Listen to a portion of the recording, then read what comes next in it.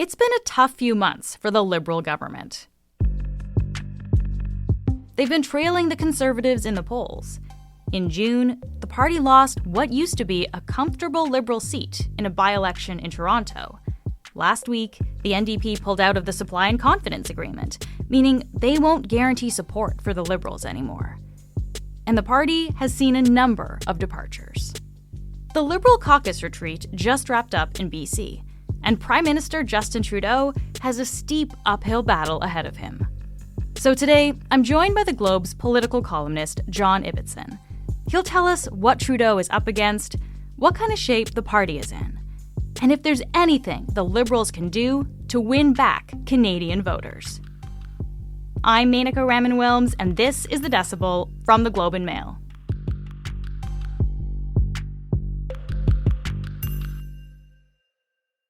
John, always great to have you back on the podcast. Great to be here. So I would say usually we don't cover party caucus retreats when they happen, right? They're not usually that exciting. MPs are just kind of regrouping. But we wanted to talk about the Liberals' retreat in BC right now. I guess just how significant is this current caucus retreat for the party? Well, it's significant for a couple of reasons. First of all, it may be the last. A federal election is expected in October of 2025. There could be an election earlier than that because the NDP under John Ibbitson have withdrawn their supply and confidence agreement from the Liberals. The Liberals are deeply unpopular, 20 points behind the Conservatives in popular support. So the caucus retreat comes at a time when the party is, I suspect, a tad demoralized. And we're all kind of watching to see what, in fact, the Liberal agenda is for the fall session that begins next week. And if we look at Trudeau specifically here, John, I guess what is his goal at the retreat? Like, what is he trying to accomplish here? It depends on what's in his head. And of course, none of us can be sure what's in his head. If in his head, he is determined to go on to the next election, whenever it may be, hopefully for him, in October of next year, then his goal is to solidify caucus support behind him. Ignore the polls, ignore the grumblings, ignore what people are telling you at the barbecues and when you knock on their doors. Ignore all of that. Just listen to me. And I'm telling you that we can beat Pierre Poilievre, and I'm the one who can beat him. Keep up the faith, let's just keep working and power ahead to the next election. If, in fact, he's thinking about leaving, then I'm not sure what the goal is other than to take the temperature of the caucus as he prepares to leave. But I have seen no indications at all that Justin Trudeau plans to step down. He says he plans to take the party into the next election, and unless and until he says or shows us evidence otherwise, perhaps in a by-election next week that I know we'll be talking about, we have to take him at his word. Okay, so that's kind of Trudeau more specifically there. What if we look at the party broadly here, John? Like, how would you characterize the state of the Liberal Party right now? Well, I think it's not good. Let's remember, Justin Trudeau saved the Liberal Party. When he took over as leader in 2013, the party was moribund. It had had a terrible election. It was way behind in the polls. It had no money. Many of the constituencies, the riding associations, were moribund. And he took that broken and dispirited party and took it to a majority government status. It's his party, his victory. That's also why it's his to decide what he's going to do. I think the Liberal Party today is in better shape than it was in 2013. But I don't think it's in great shape. And we have to remember, if these polling numbers hold, if the Liberals lose as many as half their seats, perhaps even more, in places like the Greater Toronto area, Greater Vancouver area, then the party might not be that much healthier than it was when Justin Trudeau rode to his rescue more than a decade ago. Okay, so I guess just coming back to this idea of characterizing the current state of the party then, John, like is this a unified Liberal Party? It's unified but dispirited. That is to say, in the past, the Liberal Party has had internal rebellions. Jean Chrétien working to undermine John Turner in the 1980s. Paul Martin working to undermine Jean Chrétien in the 1990s. There's no rebellion against Justin Trudeau. There is no one waiting in the wings. There's no one fomenting dissent within the caucus and within the riding associations. But nonetheless, you can't be as far behind in the polls as they are and not be very dispirited. There are, I'm told, quite a number of Liberal MPs, I'm not sure how many, who didn't even attend the caucus meeting in Nanaimo. And that's a very bad indicator. Of course, the summer is a time when most MPs, the idea is you go back to your constituency, you talk to the people that you represent. Do we know what MPs have been hearing from their constituents this summer? We know that people are very concerned about the impact of inflation. Even though inflation is moderating, we have had, all of us who earn wages, a serious blow to our standard of living. We know that interest rates are too high. And if you're negotiating a mortgage or renegotiating a mortgage, you're hit by that huge increase in costs. We know that the economy is not doing well. We know that there is a huge influx of temporary foreign workers and international students that the government didn't even know was happening. All of those things Liberal MPs must be hearing when they knock on doors. I can't imagine they're not getting that message rather forcefully from people who are unhappy with this government. And I guess what would that kind of message, what kind of effect would that have on MPs? Well, you can't be knocking on doors and having people tell you over and over again that things are really lousy and you're to blame, and it picks up your spirits. So I think they're weathering a very difficult time. And remember, this was supposed to be the summer of the reset. The Liberals had a terrible by-election loss in June. Toronto St. Paul's, one of the safest ridings in the country, and the Conservatives snatched it away from them. So this was supposed to be the summer when Justin Trudeau listened to Canadians and came back with a new plan, a new revived agenda, perhaps a cabinet shuffle, perhaps, who knows, a leadership campaign, something to get the Liberals back in the game. I see nothing that has happened since the St. Paul's by-election to suggest that they're back in the game at all. So we've been talking kind of big picture here, John. I want to ask you about some specific things, actually, though, now that we've seen and maybe what this might tell us. You actually wrote about how there are over 50 Liberal staffers that are refusing to volunteer for the Montreal by-election, which is coming up next week. And they're refusing to volunteer over the government's stance on the conflict in Gaza. So I guess I'm wondering, John, what does that tell you about, I guess, the state of the Liberal Party? It's astonishing. I've never seen anything like it before. Just to provide a bit of context, political staffers are not public servants. They are paid by the federal government, but they work in ministers' offices. They are there to work for the minister, for the party, for the government. They were also expected, whenever there's a by-election or an election or anything like that, to take a leave of absence and go and work in the riding. That's their job. That's what's expected of them. And more than 50 of them sent a letter to the Liberal leader, not the Prime Minister, saying, we are very upset with your position in the war involving Israel and Hamas. We think you are far too supportive of Israel. We don't like what is happening in Gaza. We don't think you are sufficiently supportive of the rights of Palestinians. And we are not going to work for you in the by-election of LaSalle and Verdun. They essentially went on strike. I've never seen anything like it. Ministerial staffers in open rebellion against the Prime Minister, against the leader of the party for which they work. I can't think of anything that would be a more damning indictment of morale within a government than the fact that the government's own ministerial staffers have gone on strike. So I guess what are these tensions and the fact that they've gotten to this level within the Liberal Party? What does this tell you about the state of the Liberal government? Well, it tells me the Liberal Party is in a dire state. If we sum up the fact that there are MPs who didn't go to the caucus street, if we sum up the fact that there are 50 staffers who are not working in LaSalle and Mard, not to mention the fact that the national director of the party, Mr. Broadhurst, quit and sent a letter saying, 1 year before the next election, I've suddenly decided that I need to spend more time with my family. That, again, is a terrible indictment coupled with the polling data that suggests the Liberal Party is not ready for this election. The Liberal Party is in deep, deep trouble. You mentioned Jeremy Broadhurst. Let me ask you directly about that because, yeah, he was the national campaign director. He announced he's resigning last week. Is this a big deal, John? Well, it is a big deal. If you're the national director of the party, if you are expecting an election, perhaps in a matter of weeks or months, certainly within about a year, this is no time to decide to spend more time with the kids. If you were going to do that, you should have done that a couple of years ago so that your successor would have time to prepare the party for the next election. And it reinforces the notion that there is something listing in the ship of state, or at least the ship that is the Liberal Party. Let me ask you about some cabinet ministers as well, because the former Labour minister, Seamus O'Regan, he left cabinet this summer. He was a pretty high-profile person in the government. And there's also speculation that Transportation Minister Pablo Rodriguez might leave as well. Are these significant? Well, I wouldn't go overboard on that. Before any federal election, people who are MPs, if you're government people in cabinet, think about it and go, do I want another 4 years of this?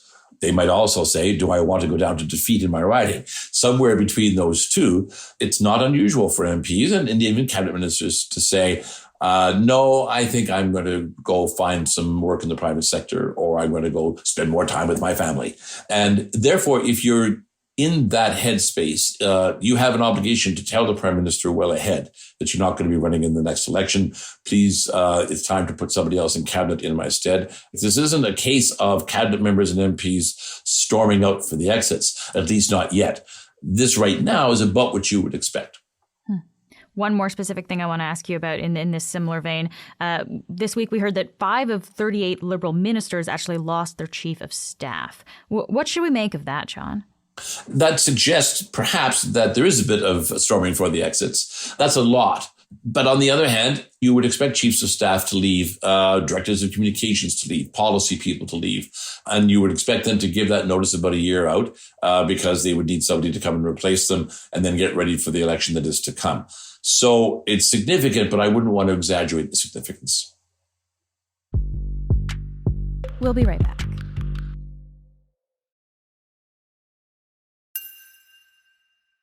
So, John, as you say, not everything is a signal of a party in disarray, but I guess I'm wondering what you make of this decision we saw at the caucus retreat this week. Trudeau bringing in Mark Carney to give advice around the economy. Carney is, of course, the former governor of the Bank of Canada, as well as the Bank of England. John, what are the Liberals trying to do here by bringing in Mark Carney? It's a very interesting decision because we do have a finance department and we do have a finance minister, Chrystia Freeland. So it's a bit surprising that we need somebody else brought in to advise the party on the state of the national finances and the economic plan going forward. So it could be a couple of things. We know that one of the reasons that the Liberals are so unpopular is that the Canadian public lacks confidence in their economic agenda at a time when economic issues are top of mind for most voters.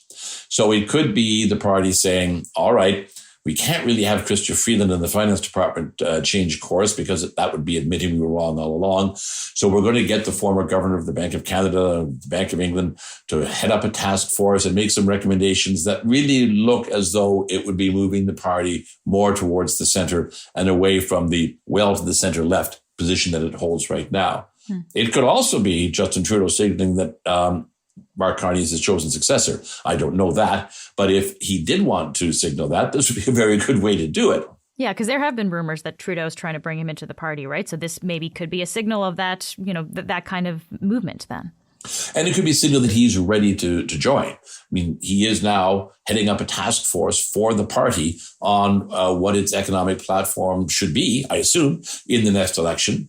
You wouldn't be doing that unless you were saying, I am foursquare with the Liberal Party now. I am a Liberal. I am ready to serve. And that's what Mark Carney is doing. Yeah. And Carney himself, of course, has not really addressed questions of whether he would consider running for the leadership, at least at this point. So we kind of have to wait and see, I guess. But it works, though, doesn't it? You head up the task force, you come up with the recommendations. Maybe the prime minister leaves before the next election. Maybe he stays on. Either way, you are very well situated to run for the leadership of the party, and you've already got your fiscal platform ready to go. You voted up for the task force. So how much of a difference do you think this could make, John, in how Canadians feel about the Liberals? Bringing in Mark Carney, this new economic task force. How could this change things? Well, I've been around a bit, and I have never seen a transformative task force. People hated the Liberal government. They couldn't stand what was happening to their mortgages. The interest rates are crazy. Their kids can't find a house. Oh, but there's a task force. Now I'm prepared to reconsider. How many people do you think are prepared to do that? Interesting point. Yeah. Let me bring it back to Trudeau, John, because we've been talking about all these things that have been happening within the party. But I guess Trudeau himself, when he's asked about the state of the party, the state of the Liberals, what do you make of how Trudeau responds to those kinds of questions? Well, again, he is thus far emphatic that he continues to lead the Liberal Party and that he will lead it into the next election and that he believes that he will win. Again, I don't know what's going on inside Justin Trudeau's head. No one knows what's going on inside Justin Trudeau's head except Justin Trudeau. But it could be that something is going on not dissimilar to what was going on in 2014, 2015, when it was clear that it was time for Stephen Harper to step down and let someone else lead the Conservative Party. The polling numbers were bad, not nearly as bad as they are for the Liberals right now, but they weren't great. Stephen Harper had been Prime Minister for almost a decade, and maybe it was time for him to let somebody else lead the party into the 2015 election. Instead, he decided to stay. Why? Well, it looked as though he decided to stay because he believed that if Justin Trudeau won the election, he would run the country into the ground, and only Stephen Harper could stop Justin Trudeau. It may well be that Justin Trudeau believes that if Pierre Poilievre wins the next election, he will run the country into the ground, and that only Justin Trudeau can stop Pierre Poilievre. I'm not saying that's the case, but I have a hunch. This is an interesting point about this chatter of, Trudeau stepping down or staying on as leader. A couple of Liberal MPs, actually, including one this week, have openly said that the party won't win the next election with Trudeau leading the Liberals. Is this actually an option at this point, John? Could they bring in a new Liberal leader if Trudeau decides to step down? It's getting harder every day to see how Justin Trudeau could step down. Let's assume the LaSalle-Verdun by-election next week is a disaster for the Liberals. And now the calls for the Liberal leader to step down are growing louder. Let's say Justin Trudeau takes a walk in the autumn leaves and decides at the end of September, early October, that he's going to step down as leader.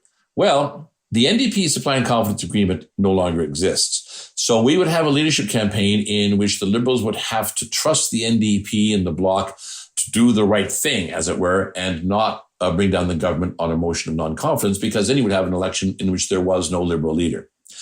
Let's say they decide that, they give assurances that get yourself a leader, we'll hold off until the leader's in place. And let's make it a fast leadership campaign. Let's make it November, December, January, February. End of February, we have a leader. So the House is back. We have a new Liberal leader. We have a new Prime Minister, whoever it is. And we have an October election slated. So that leader has a matter of weeks to put together a new cabinet and to put together a budget that will show the Liberal government is prepared to take a new direction under that leader. And then after you have that budget, if it survives, and it probably won't, you are then going into an election, or at least a preparation for an election. Those timelines are very, very tight. And they get tighter every single day that Justin Trudeau decides to stay. It's interesting, though. So you're tying the dissolution of the supply and confidence agreement, though, is actually putting the Liberals in a tight position here, where maybe they don't have as many options as they did if they knew they had NDP support. Absolutely. The end of the supply and confidence agreement means the Liberals can no longer count on the fact that the NDP will support them. It means they could lose a vote of confidence at any moment.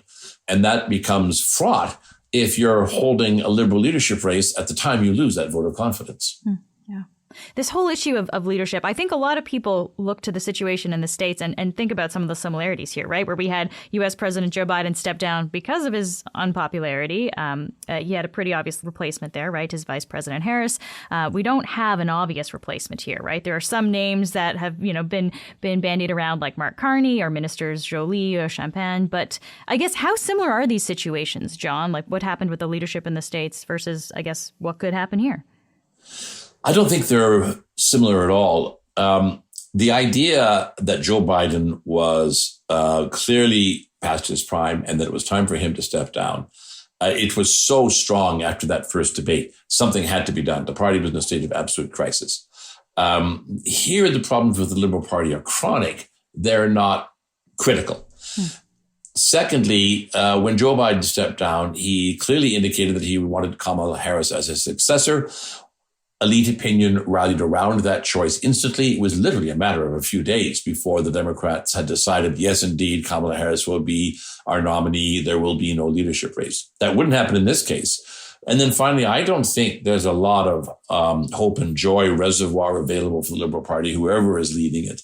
I think one of the reasons that Jagmeet Singh ended the supply and confidence agreement is that he's hoping to channel the hope and joy notion. He's the one who's going to say, the Liberal Party is exhausted. It can't possibly defeat Pierre Poilievre. I am the only one who can bring that spring in my step, that hope for the future, that time for a change mantra that the Democrats are surfing in the United States. If you want Kamala Harris, vote for Jagmeet Singh.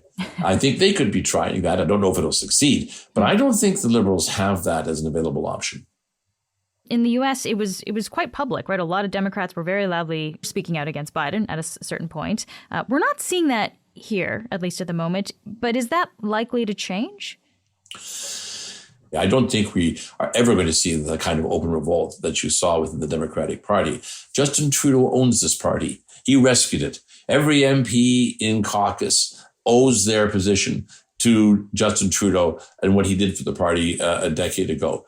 And that kind of stuff resonates and that kind of stuff lasts. It may be a slow drip of dissent, but there's not going to be he must go kind of thing that we saw after the disastrous debate for Joe Biden. Just before I let you go here, John, we've talked about a lot of issues that the Liberal Party is facing, but is there anything the party could do to improve its standing in the minds of Canadians?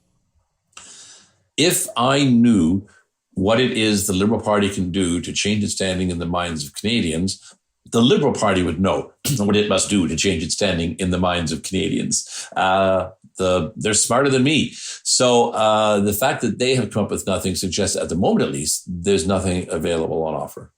At the moment, it seems that the electorate has crossed its arms. It's just sitting there going, all right, we're done. We want a change of government. This is a change election. Please go to the Governor General tomorrow and dissolve the Parliament and have an election. If you won't do it tomorrow, please do it next week. If you won't do it next week, do it the week after that. If you want to wait all the way till October 2025, go ahead and wait. But the answer is going to be the same no matter what you do. John, always interesting to talk to you. Thank you so much for being here. It was great. Thanks. That's it for today. Today's episode was edited and mixed by Ali Graham. Our producers are Madeline White, Rachel Levy-McLaughlin, Michal Stein, and Ali Graham. David Crosby edits the show. Adrian Chung is our senior producer, and Matt Frainer is our managing editor. Thanks so much for listening, and I'll talk to you tomorrow.